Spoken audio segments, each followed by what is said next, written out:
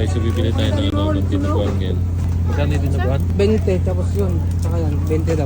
Libre tilaw. Ano yun? Libre tilaw. Ano naman to? Nangulay na sila. Lechon to, madam? Lechon belly, sir, na na-chop na po. Oh. Ano to? Lechon belly. Dalawa. Tapos Dinuguan. barbecue. Kanin ba pala kasama? Oo. Magkano na yun? 20. 20 po. Hindi, pwede walang kanin. Pwede po. Iuwi namin. Wala na, nandyan na eh. Kain mo na dyan. Ganun din naman. Meron mo na. 20 rin kahit walang kanin, madam, no? Walang kanin, 20 pa rin po. Oo. Di magkanin ka na. Magkanin ka. Gusto yung kanin din po? Or Hindi, ako na pa yun. okay na po? Sa Meron mo. order, sir? Di order din ako sa akin. Oo. Sige, ano sa'yo? Wala na itong tubig. Ano sa'yo? Ano sa'yo? Ito mo. Kayo, pre. Tapos, sir? Ito po. Wala pong surcharge. Thank you. You can go pay way. Walang surcharge yan, ma'am. Wala po, sir, Amis. There you go. Yan, guys. Ikaw, ano sa'yo? Approve na. Kaya po. Yeah, approve na po. Ibalhin mo. Si- Ano sa'yo, pre? $12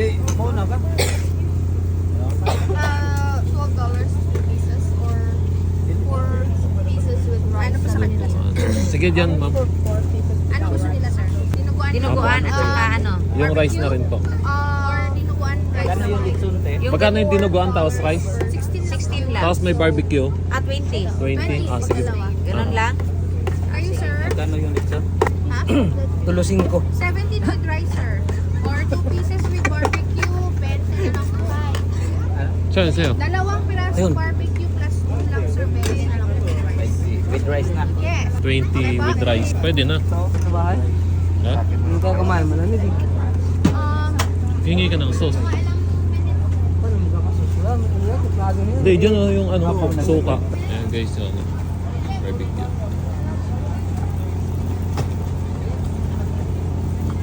Tapos, dalawang barbecue, may kasama na siyang kanin. Ganyan kadami yung takal. Ha? Yung sa lalaki. Akin yung dalawa. Ako madam, yung lalaki. Ano na? Tarong. Ito yun. Pag, Wala kayo dyan. pag dito, ganun din madam. Oo, Ha? ganun din. 20 din pag ito gusto mo, ito. Dapat dalawang barbecue. Hindi ko alam anong masarap dyan eh. Parehas naman. Taste mo nga, nasaan na yung mga Wala kunting po kutsara? Ah, may pre-taste din. Ah. Sige daw. Oo. Thank you So, po. iti-taste Tapos natin ito, yung ito sisig bibigay guys. ko sa'yo. Anong gusto nila, sir? Pre-taste mo. Oh, dalawa barbecue. Huwag ka nang mag... Sisig. Sarap ng sisig. Bilang mo na rin. Hindi ko na rin. I'm sorry, I'm sorry. Sarap. Sisig madam. I like the small one. I'm sorry. Pwede pa tikim? Saan yung barbecue ko? Dalawa. Yan, so sisig yung in-order ko. Kanin. Tapos may barbecue na dalaw. So worth of $20 na siya. Mura na guys. So ganun din naman dyan madam ano? Ganun din naman dyan. 20 rin dyan, hindi. Alin po? Yung order na yan. Opo. May barbecue rin. May dalawang barbecue na po. Ah, same lang pala no? Same pala guys eh. So dito lang yun oh. Kay Akira's Barbecue. Yan o, Akira's Barbecue guys. Dito lang yan sa may labas ng Mercury Bay Park. Yan lang guys. So guys, nakabili na kami ng aming hapunan. O, panghapunan ngayon. Ay mga tropa. Ah, sige pre. Tayo ka na namin dito. So nagpasya kami, nasa bahay na lang kumain kasi medyo malamig na guys dito sa labas. Mura na rin yung $20 per order. So may kasama ng rice. Tapos depende kung anong gusto mong ulam. Sisig, dinuguan. Tapos yung lechon na pork belly. Tapos may dalawang barbecue nakasama ba. So $20 na yun guys. So mura na rin. Not bad.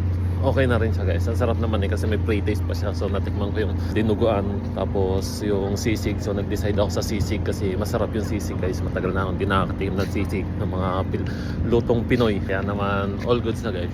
Eh mga tropa. Naantay lang namin yung aming sasakyan kay Pare Roy. Yan. Kinuha niya doon. So antay lang namin siya dito. Ayan yung Mercury Bay Park Arena guys. So tapos na rin kami manood na tawag nito ng mga Muse. So uwi na kami guys dahil malamig na.